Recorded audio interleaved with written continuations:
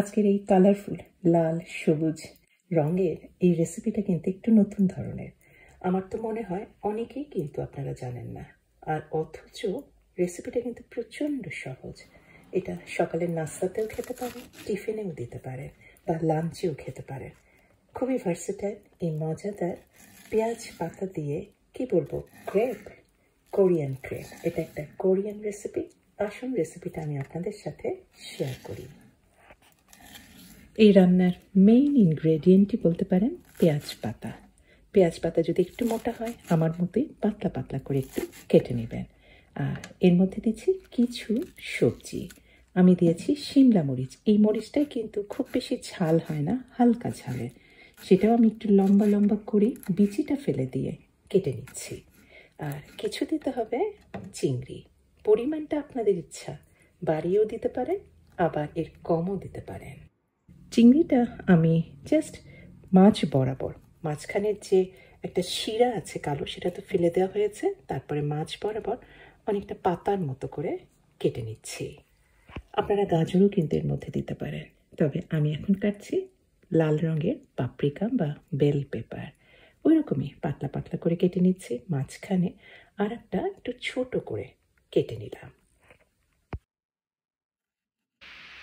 একটা ব্যাটার তৈরি করে নিতে হবে। আমি নিয়েছি বাটিতে হাফ কাপের মতো চালের গুঁড়া। চালের গুঁড়া আর তার সাথে মিশিয়েছি হাফ কাপ বা তার কিছুটা কম ময়দা।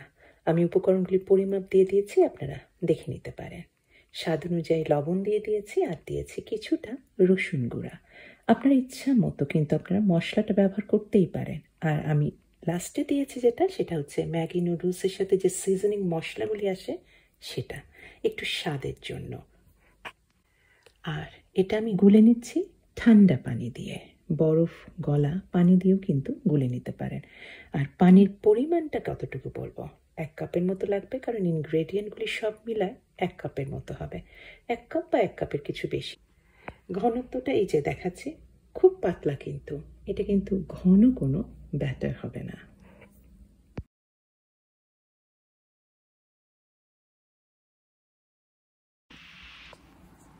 ভালোভাবে গুলে নেওয়া ব্যাটারটাতে এখন সমস্ত পেঁয়াজ পাতা, পাপরিকা, যেসব কেটে রেখেছি, শিমলা মরিচ, সেগুলি সব দিয়ে দিচ্ছি। এখন ভালোভাবে মাখিয়ে নিয়ে আমি এটা নর্মাল ফ্রিজেই রেখে দেব, ঠান্ডা যেন থাকে এই কারণে।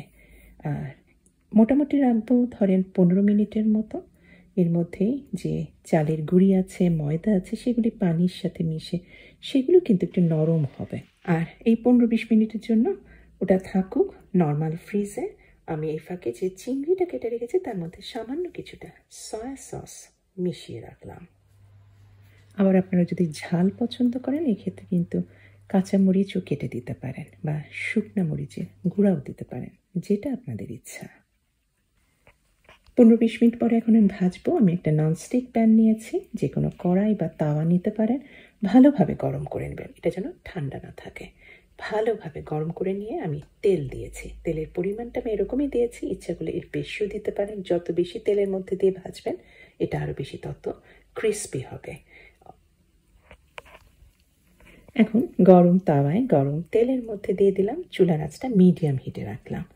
সবজিগুলি দিয়ে আর এগুলিকে জোড়া লাগানোর জন্য একটার সাথে আর একটা, এটা যেন একটা ক্রেপের মতো হয় বা প্যানকেকের মতো হয় পেঁয়াজ পাতা, এই কারণে লিকুইডটা আমি দিয়ে সমস্ত একটার সাথে আর একটা জোড়াটা লাগিয়ে দিচ্ছি। উপরে চিংড়ি মাছগুলি সব সাজিয়ে দিলাম। এখন জাস্ট বেশি সময় লাগে না, 5 মিনিটের মধ্যেই কিন্তু এটা ভাজা হয়ে যাবে। ঢেকে দিয়েছি কিছুক্ষণের জন্য, জাস্ট কিছুটা ছড়িয়ে দিয়েছি কালো গোলমরিচের গুঁড়া, একটু সুগন্ধের জন্য আর ঝালের জন্য। তারপরে 2-3 মিনিট পরে উল্টে দিয়ে অন্য দিকটা ভালোভাবে কুকড করে নিচ্ছি।